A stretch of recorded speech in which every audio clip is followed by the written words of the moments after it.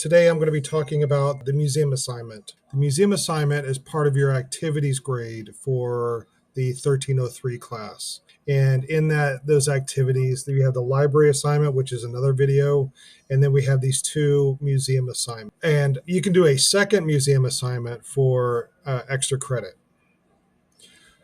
All right, for the 1304 class, the museum assignment is not part of the activities grade, but you can do the museum assignment as extra credit. Or the museum assignment is broken up into two things. So one thing I want you to do is submit proof that you attended an art museum during the dates of this course. So the first step, obviously, is to go to the art museum. There are a couple of art museums that you can go to. You can go to the Museum of Fine Arts, or you can go to the Menil collection.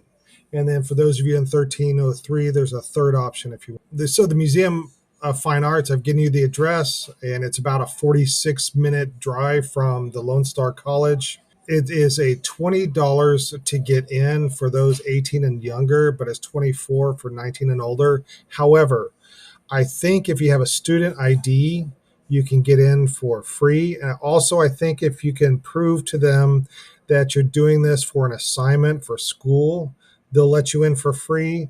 I'm not sure about that. If you guys can ask them when you get there and then let me know, I'll adjust this in future videos. The museum is free on Thursdays, and there's a $10 parking. There's several parking garages that are close by there. So it is also closed on Mondays and Tuesdays.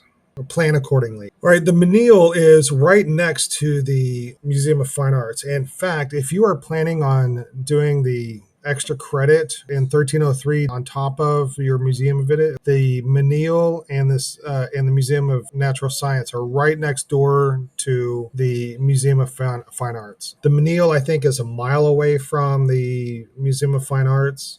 And it has free admission. That's the good thing about the Menil. And it has free parking. So it's also easy to go to. It's not as big as the Museum of Fine Arts.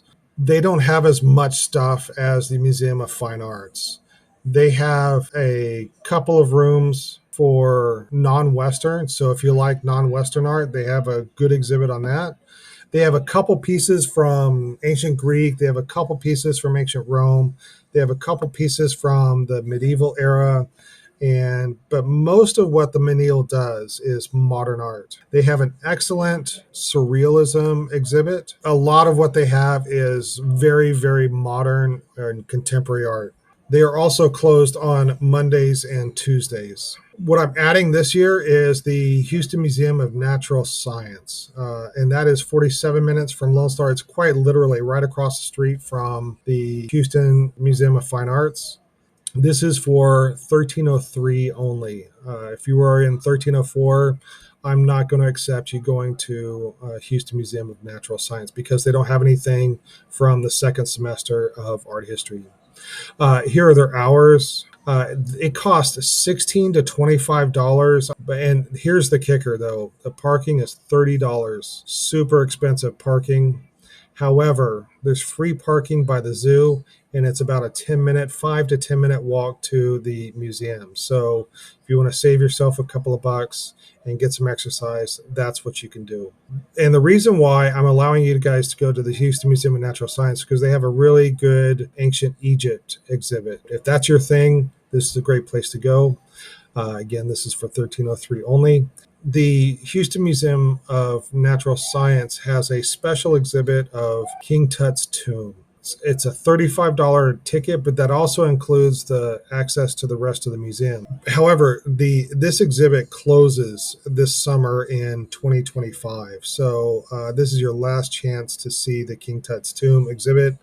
Everything in this exhibit is replicas of what was found in King Tut's tomb, but it's a good exhibit. All right, the second step is to collect evidence that you attended the art museum during the dates of this class. So you can get a photo of the ticket with the date on it, a photo of you with the ticket, a selfie in the art museum. And if you take a selfie, use your hands to indicate what year this is. For example, you can do a 2 and a 4 for 24. However, this video will last through 2026 and beyond. So if the year is 2026 or 2027, you can do a 5 and a 1 for the 6. Or if you're busy taking a selfie, you can do a 1 for the 6, a 2 for the 7, a 3 for the 8. Prove to me that you went there during this time. One problem with the Menil is that beginning in 2024, they've been super strict about taking photos inside the art museum. So find another way to prove that you went to the museum. You can certainly take pictures outside the museum. You can hold up your art history gang signs of a 2 and a 7 or 2 and a 5 or whatever it is. What I would like you to do is find some kind of creative way to prove that you were in the museum. Maybe you can get some museum literature and have the person at the front door sign and date it, or I don't know. So find a creative way to prove that you were in the museum during the dates of this class. So here's some examples from previous students of doing this thing. The student found his own way to prove that he was in the museum during the dates of the class. And then also you can take a picture next to an ad. They always have dates on there. All right, now you need to show proof that you found an artwork from this semester at the art museum. So again, this is why he's taking a picture with the artwork, because that is he's in my 1304 class, and so that picture falls in that category. If you are in 1303, you'll need to take a picture with a work of art that falls in the dates of 1303. Take a high quality picture of the artwork that fills the frame of your camera. If you take a picture like this is no good. Get in, either zoom in or get up close. Don't touch the artwork, but get up close and take a picture, and that would be just fine.